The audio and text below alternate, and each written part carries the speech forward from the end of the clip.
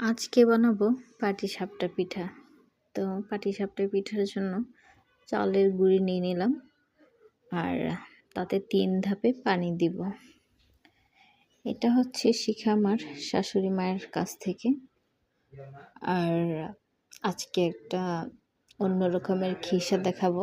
আমি আসলে আমাদের বাড়িতেও খেয়েছি, কিন্তু বিয়ের পরে এটা হচ্ছে গাজীপুরে গিয়ে আমার খাওয়া ওইরকমভাবে বানানো। তো সেম ওইরকমই বানানোর চেষ্টা করবো বাসায়। তো এখানে গুঁড়ি নিয়েছি প্রায় হাফ কেজির মতো, আর তাতে আবার 1 কাপ পরিমাণে ময়দা দিয়েছি, তাহলে অনেক সফট থাকবে। তো 3 ধাপে পানিটা দিলে হয় কি একদম পারফেক্ট একটা ডো তৈরি হয় আর কি পিঠার জন্য। তো তাই 3 ধাপে পরিমাণ মতো পানি দিয়েছি। তারপর তাতে দিয়ে দিলাম হচ্ছে গুঁড়া দুধ প্রায় আধা কাপের মতো, মানে 500 গ্রাম হবে। আর তারপর একটু কালারটা সুন্দর আসার জন্য আর হালকা একটু মিষ্টি বাড়ানোর জন্য তাতে দিয়ে দিলাম আমাদের গাজীপুরের অথেন্টিক খেজুরের গুড়, আর যেটা হচ্ছে চৌরস বলে ওখানে ওইটা। তারপর এটা দিয়ে দিলাম জাস্ট কালারের জন্য। তারপর সবগুলো একসাথে মিক্স করে নিলাম। আর অন্যদিকে আমার দুধ জাল হয়ে গেছে। আমার প্রায় 3 কেজি দুধ, 1.5 কেজির মতো বা 2.5 কেজির মতো এরকম ছিল আর কি। আমি চুলায় প্যানে দিয়ে দিলাম ঘি, আবার তাতে দিয়ে দিলাম প্রায় 1 কাপের মতো চাউলের গুঁড়া। চাউলের গুঁড়োটা সুন্দর করে ভাজা ভাজা করে নেব। যখন দেখব ভাজা ভাজা প্রায় হয়ে গেছে বা একটা ঝরঝরা ভাব চলে আসছে, তাতে দিয়ে দিব হচ্ছে আমার ফুটিয়ে রাখা দুধ। আর এটা দিয়ে অনবরত নাড়তে হবে যেন শক্ত দলা পাকিয়ে না যায়।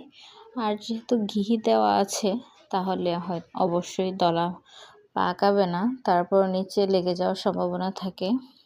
তো সুন্দর করে ঝরঝরা করে ভেজে নিলাম।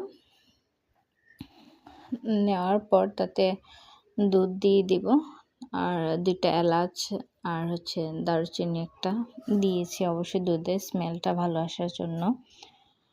তারপর এগুলো নাড়ানাড়ি করতে করতে অনেকটা ঘন হয়ে আসে। ঘন হয়ে আসার পর যখন অনেকটাই শক্ত টাইপের হয়ে আসে, তাতে আবার দিয়ে দিব হচ্ছে চৌরস, মানে খেজুর গুড়ের যে রস আছে ওইটা। তো এটা দিয়ে দিলাম, এটাও কালারের জন্য দিব। এত সুন্দর কালার আসছে, মাশাআল্লাহ অনেক সুন্দর হয়েছে। আমার শাশুড়ি দেখলে তো সেই খুশি হতো, কারণ তার কাছ থেকে আমার শেখা এটা। তো আমাদের বাড়িতে এসে বাসায় সবার জন্য বানাচ্ছি আর কি। ফার্স্ট টাইম আমার কোনো পিঠা এটা। তো এগুলো রেডি করে পিঠা বানানোর জন্য চলে গেলাম। চুলায় তো কড়াই, এই যে কালো কড়াই দেখে আবার কেউ কমেন্ট করবেন না, কারণ এইগুলো যত কালো হয় কাজ করতে তত ইজি। এই কড়াইটাও সেম এরকম।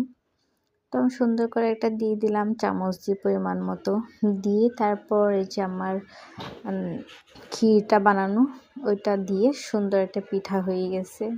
আমার পিঠাগুলো এত সুন্দর হয়েছে, আমি তো খুশিতে আত্মহারা। মাশাআল্লাহ অনেক সুন্দর হয়েছে পিঠা। নেক্সট টাইম যখন গাজীপুর যাব অবশ্যই পিঠা আমি বানাবো, কারণ আমার পাটিসাপটার পিঠা বেস্ট।